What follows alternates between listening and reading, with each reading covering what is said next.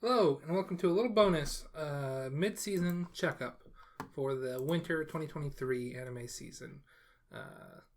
I'm your host of this beloved podcast, Johnny Ruhal. With me, as always, is my co-host, Benjamin Squishy Bitch Shaving. Stole it from you. Took my nickname. Oh well. That's what I get for telling you. Yeah, that's what you get. Also, I realized as soon as I started this, I didn't have a nickname lined up for you, so I'm like, guess I'll go with Squishy Bitch.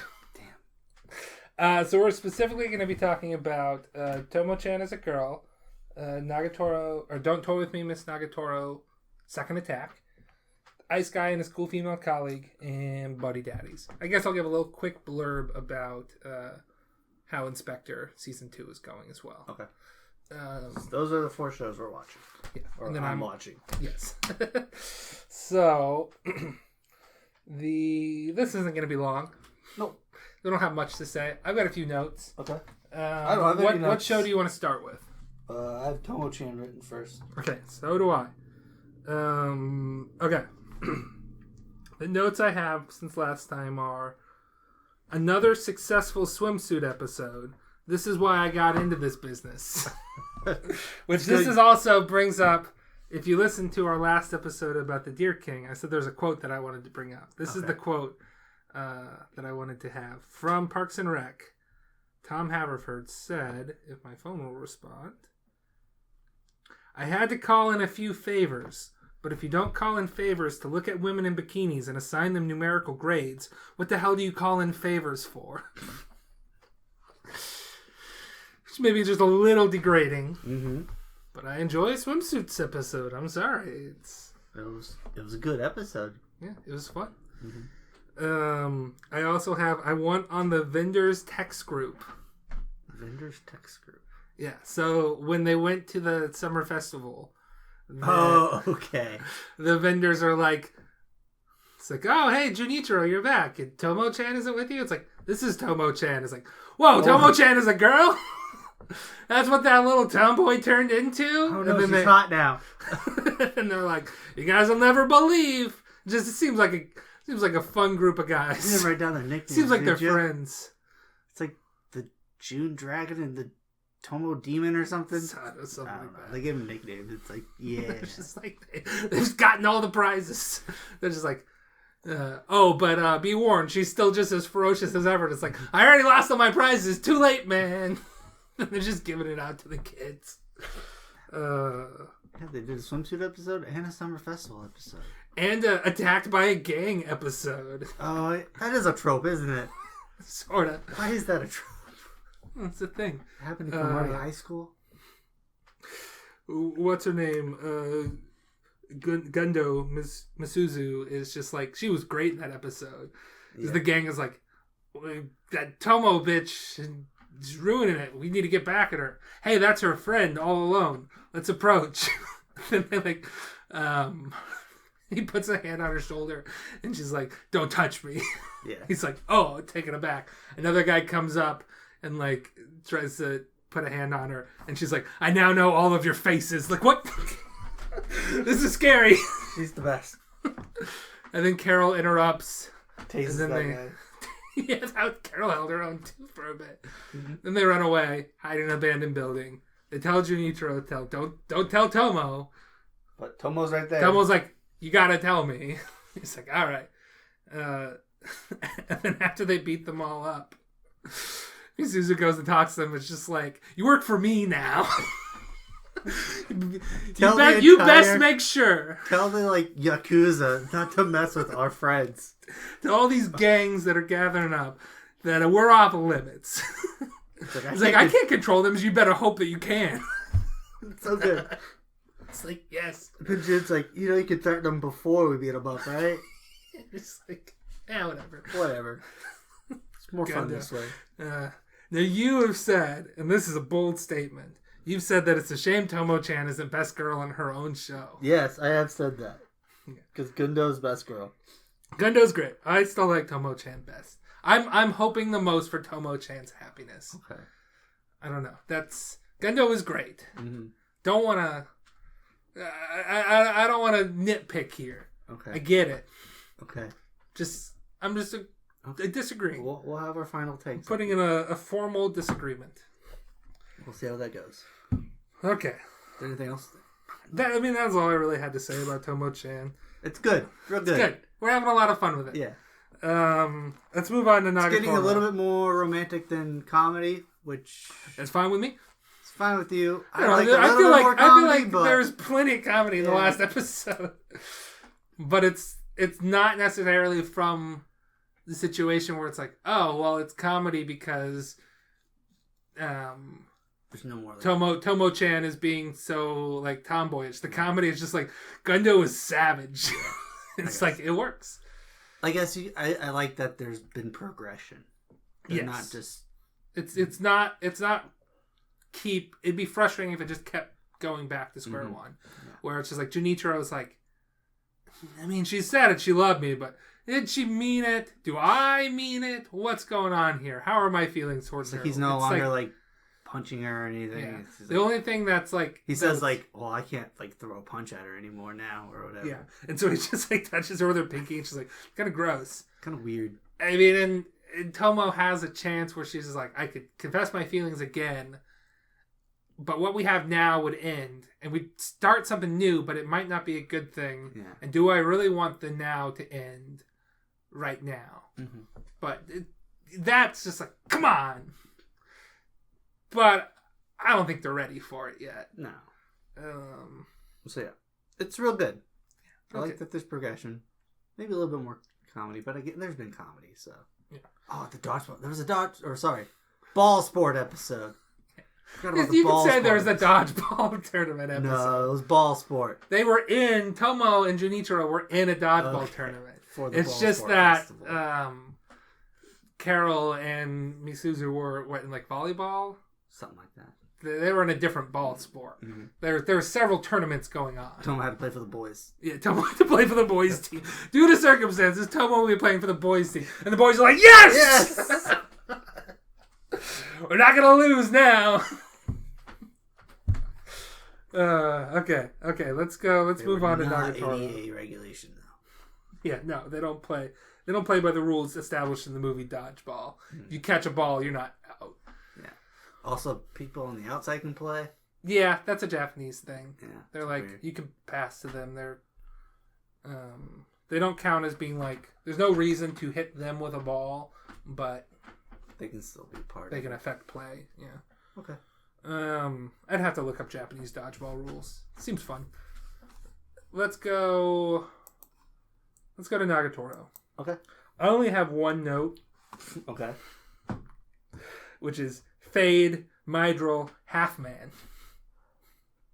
I have no idea what you're talking about. Yeah, I know you want it. We were commenting on the fact that the people with no eyes returned. And you're like, they got no eyes. I'm like, yes, they're a Fade.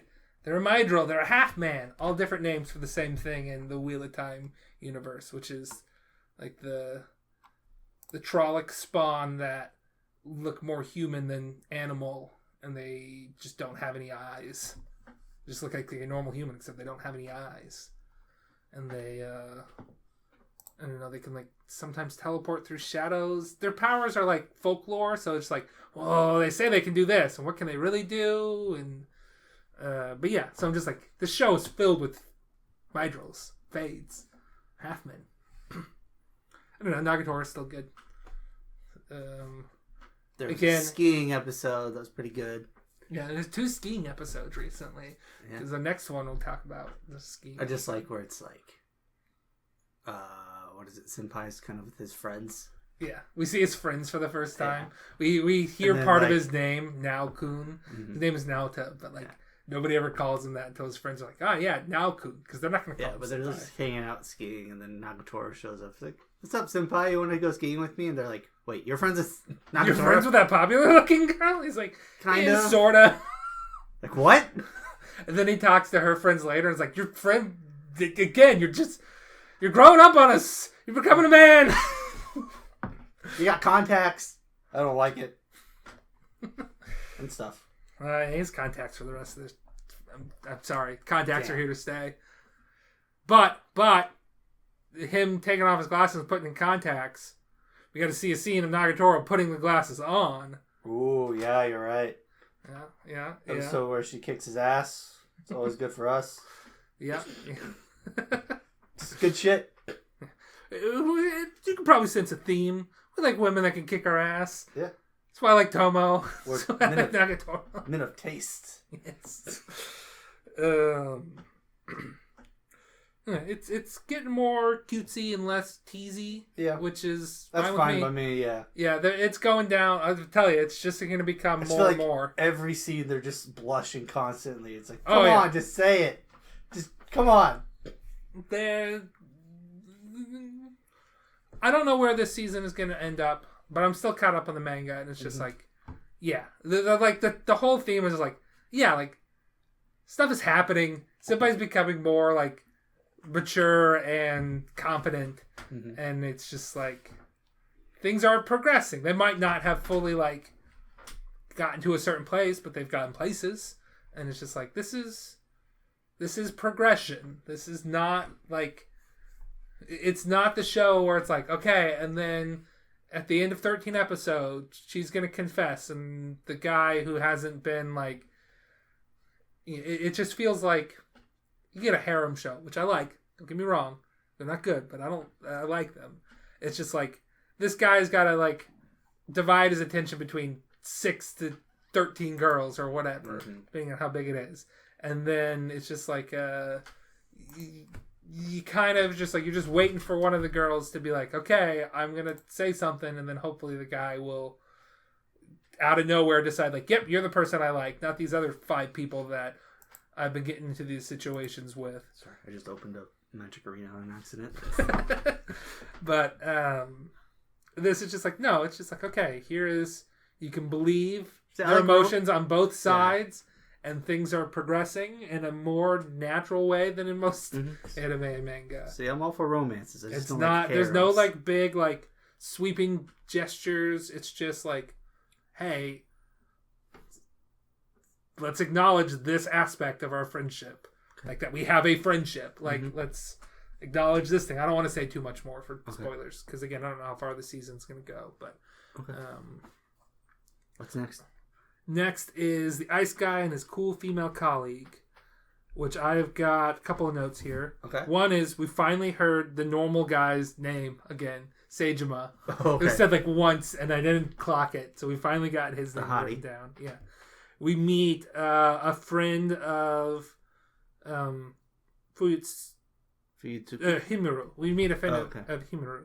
Fuyutsuki is the woman. Yeah. We meet one of Himuro's friends, which is Katori, who's a descendant of a phoenix guy. And he's a failed artist. Yeah. I say failed in that he's given up on making money on art. I also say failed because I didn't quite get it. And I think the whole point was for us to not quite get it. Yeah. Because it didn't seem that interesting. I wouldn't spend money. Yeah, that guy's a fire hazard. They should not, this company. God, I think I just go 30 minutes into the repercussions that having this dude's powers would have. Well, just like frequently causing blizzards inside the office. Yeah. And now you've got a guy that just causes fireworks to come out. Like, this seems really dangerous. Yeah. This seems like a health hazard. Which I think that's like the most fun I get out of this show. Is just like, what? You have a blizzard. Why is nobody reacting why is nobody freaking the fuck out about this blizzard that's happening inside? You made it cold in this room, not why is there a foot of snow in this building? We get speaking of Seijima, we get a little bit more like you can kind of see that he's interested in the fox girl Komori. But she's just like whatever. She's just not even thinking of him like that. And he's just like, he's like what's wrong with you spending time with just me and at the amusement park? And she's like, you're so funny. It's like, I was being serious. And then because of as much, I don't really like Katori, the Phoenix guy. I just don't like his personality. He's just like, he's like manic depressed and then manic happy, and it's just like, I get that he's salvaging a bad situation like a phoenix, living again through the flames. But he's like whatever. But through him, we get to meet maybe the best girl, maybe the best girl. Of this show, at least. which is Otonashi. There's Oh, a short-haired, glasses girl that's like his senpai in the company, and it's just like, whew. Oh, yeah. Oh, yeah. I get why this guy's attracted to her. I feel sorry for her because she has to deal with this guy all the time. That's what this show needs. More of her. Yeah. Yes. Not enough.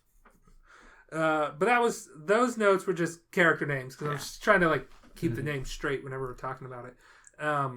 But here is my real note. What is the real world George the Kitten 2? And what is the real world Rice equivalents? The two movies that we see. Well, I feel like George the Kitten 2 would be like...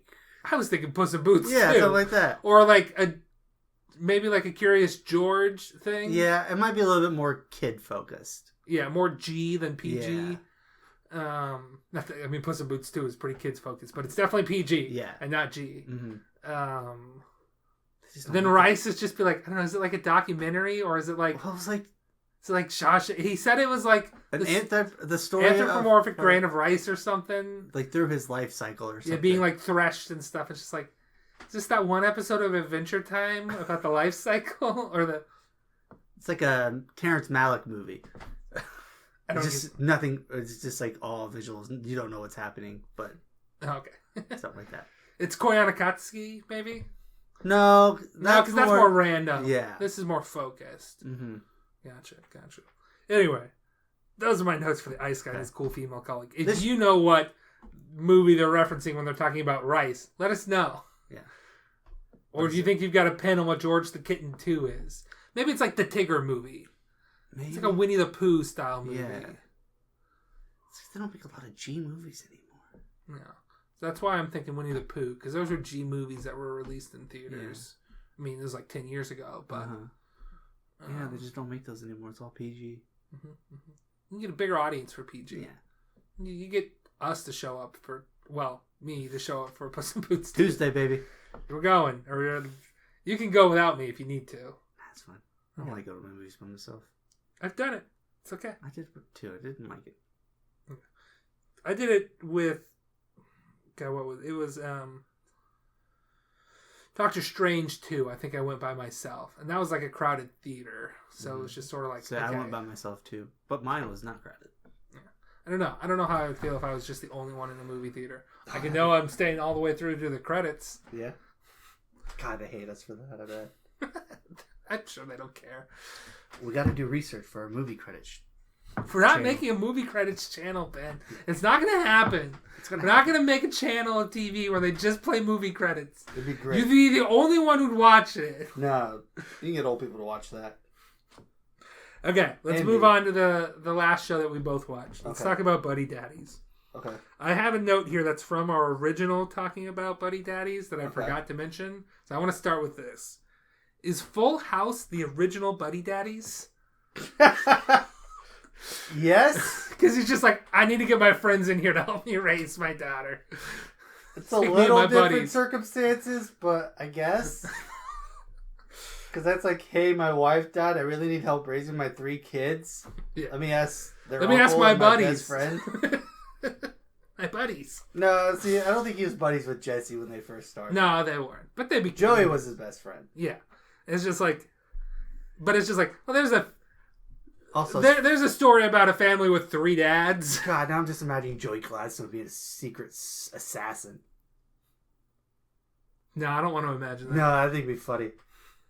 And Woody Woodchuck was his partner. Woody Woodchuck is... It's like the ventriloquist from the Batman comics. Yeah. The Scarface dummy or whatnot. Woody Woodchuck's the actual one in charge. Okay. My next note here is Buddy Daddies wishes it was Spy Family. Yeah. In that I just don't care about the daughter character much. She just seems like... Well, there's less focus on her, I think. Yeah. Well, yeah. We don't get a...